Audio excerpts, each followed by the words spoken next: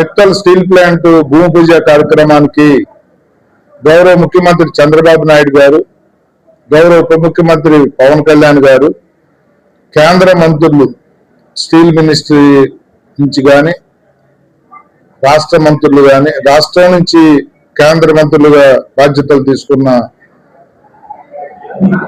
ఇద్దరు ముగ్గురు మంత్రులు అందరూ కూడా రాష్ట్ర మంత్రులు కానీ, రాష్ట్ర ఎమ్మెల్యేలు కానీ, ఈ ప్రాంత ఉత్తరాంధ్ర ఎంపీలు ఎమ్మెల్యేలు కానీ పెద్ద ఎత్తున ఒక పండుగ వాతావరణంలో కార్యక్రమం జరగబోతా ఉంది. ఎందుకంటే దేశ చరిత్రలోనే, ముఖ్యంగా రాష్ట్ర చరిత్రలో అతిపెద్ద స్టీల్ ప్లాంట్, 1,60,00,000 పెట్టుబడితో ఫస్ట్ పేజ్ 80 లక్షలు,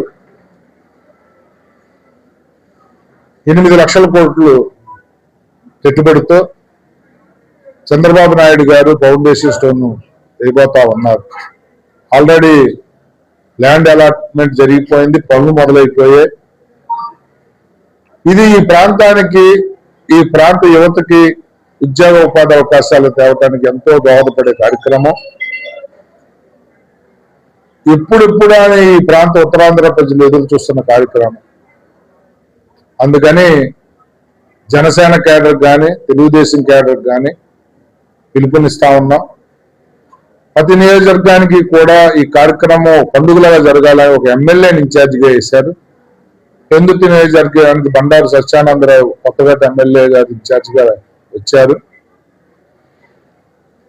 తెలుగుదేశం కానీ, బీజేపీ కానీ, జనసేన కానీ, నాయకత్వం కానీ, కేడర్ కానీ పెద్ద ఎత్తున ఈ కార్యక్రమంలో పాల్గొని ఈ కార్యక్రమాన్ని జయప్రదం చేయాలి అని చెప్పి పిలుపునివ్వడం జరిగింది.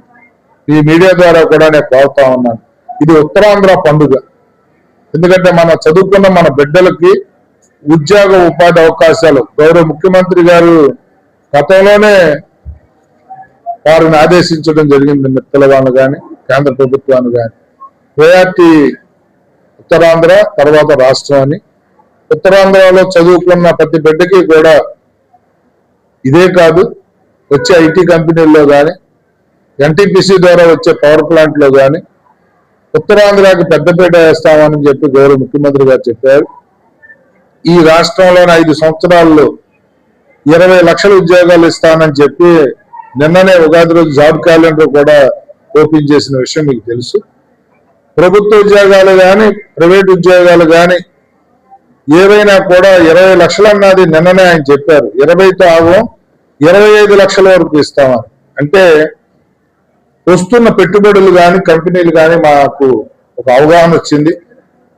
5 సంవత్సరాలు 20 లక్షలు కాదు, 25 లక్షల ఉద్యోగాలు. అంటే 80 to 90% చదువుకున్న, ఎలిజిబిలిటీ ఉన్న యువతకు ఉద్యోగాలు రాబోతా ఉన్నాయి. ఇది ఒక పండుగ. ప్రతి కుటుంబంలో ఒక ఉద్యోగం చేయాలి, ప్రతి కుటుంబంలో ఒక ఎంటర్ప్రైనర్ గా రావాలి, వ్యాపారం చేయాలన్న ముఖ్యమంత్రి గారి సంకల్పాన్ని నిజం చేయబోయే సంవత్సరం, రాబోయే సంవత్సరం. దీన్ని అందరూ కూడా ఆశీర్వదించి పెద్ద ఎత్తున తరలి రావాలని ఈ మీడియా ద్వారా కూడా ప్రజలకు పిలుపునిస్తూ, ముఖ్యంగా తెలుగుదేశం, బీజేపీ, జనసేన శ్రేణులు ఎవ్వరూ కూడా మిస్ అవ్వకుండా వచ్చి ఈ పండుగలో పాల్పంచుకోవాలి.